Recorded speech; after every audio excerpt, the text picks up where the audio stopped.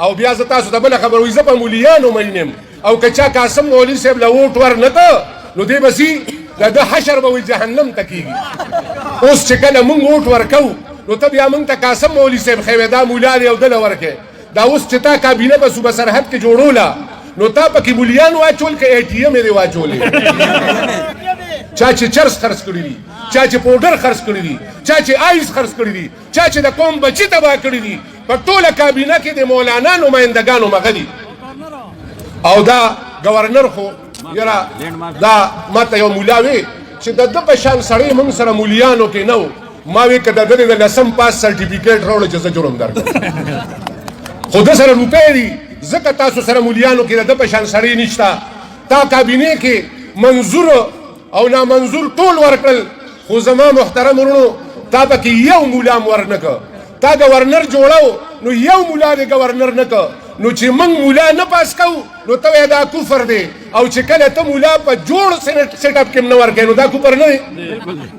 قسم په خدای ملګرو چې زه ډېر خفه کېږم، قسم په خدای چې زه ډېر خفه کېږم په دې خپله معاشره باندې، ستاسو په دې ملک پاکستان باندې، ځکه چې زه په پاکستان کې لا نه یم.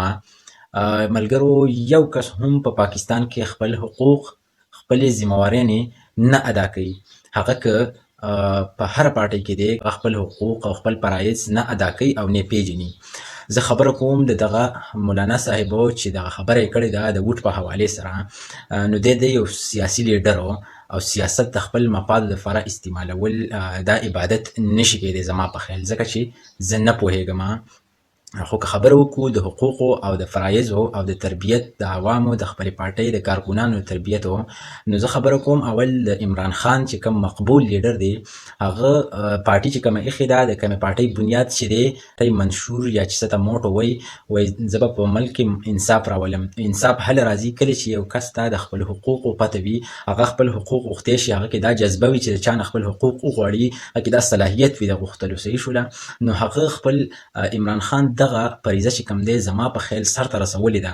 هغه یو داسې نسل تیار کړی، یو داسې نوجوان تیار کړی چې هغه اوس د خلکو په سترګو کې سترګې ورکوي او خپل حق ترې غواړي. صحیح شوله؟ دا زه شور یم په دې خبره باندې چې نوی جنریشن په خودیږو چې خپل حق غوښتی شي. په دغسې کې عمران خان خپل حق ادا کړی دی. که خبره وکړو د فضل الرحمن نو د ده د پارټۍ بنیاد چې ښودلی شوی دی نو د اسلام په خدمت باندې دی ملګرو. نو ما ته نه ښکاري چې د کمپلیټ خپل حقوق او خپل فرایض ادا کړي دي، ځکه چې د اسلام د خپل ینګ جنریشن په صحیح طریقې سره داسې تربیت ونه کړو. دا مسله چې ما واورېده نو زه ډېر زیات خفه شوم، ځکه چې دلته کې درس نه راکوي، دلته د اوټ خبره ده، هر ځای کې د اوټ خبره ده. نو مهرباني وکړئ د اسلامي حوالې سره هم د ینګ جنریشن زما د ده سره غم دی، ځکه چې اولډ اباوټ د 40 سال نه بره چې کوم دی هغې ته موږ سټیریوټایپ وایي. صحیح شوله؟ انګلیش کې ورته سټیریوټایپ وایي، لکیر کا فقیر، چې هغه خپل هغه لکیر کا فقیر هغې ته وایي چې څوک خپل آیډیا، خپل مذهب یا خپله پارټي یا خپل منشور هغه چینج کولو ته هېڅکله هم نه تیار. نو دغه اولډ جنریشن خو لا پرېږده، نیو جنریشن چې کوم دی د هغې ترجماني د هغوی لیډرشپ صحیح طریقې سره پکار دی. پلیز مهرباني وکړئ اسلامي ویلیوز، اسلامي اقدار دوی ته ښودل پکار دي، انصاف ورکول پکار دي، یو معاشرتي رولز او قواعد دوی ته ښودل پکار دي. ووټ چې کوم دی دا خو بیا د سیاسي مفادو دپاره دوی استعمالوي. نو مهرباني وکړئ هر یو خپل حقوق او فرایض وپېژنئ او د ینګ جنریشن هم لږ څه سوچ وکړئ، ځکه چې ده چې کومه خبره وکړله زه د په حمایت کې چرې هم نه یم. دغه شارټس اینډ کلیپسو ملګرو د ینګ جنریشن په حوالې سره زه همیشه دپاره سوچ کوم، په خدای یقین وکړئ. خو په دغه کې سیاسي لیډران ناکامه دي فلحال علاوه د عمران خان نه، ځکه چې هغه جنریشن ډېر ښکلې طریقې سره تیار کړی دی او یو قابل یې جوړ کړی چې چا نه خپل حق وغواړي.